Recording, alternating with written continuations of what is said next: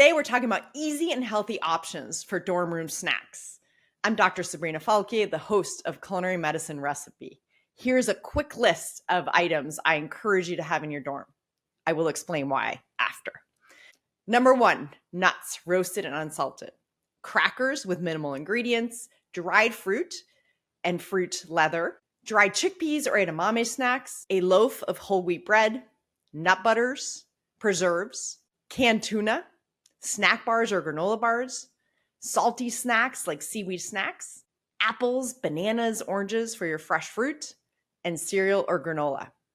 Now, why those items? The reason I recommended these items and made this list for you is because these are all either fully unprocessed or minimally processed food. So what does that mean?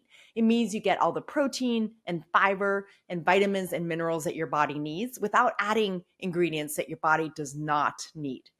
And why? Because here you are in college and you want to optimize your health, both so you're able to study, but it also helps with mental health as well.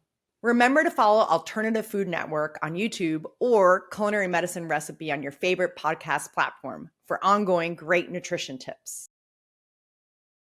Please note that the content or opinions in this episode are for informational purposes only and are not a substitute for professional medical advice.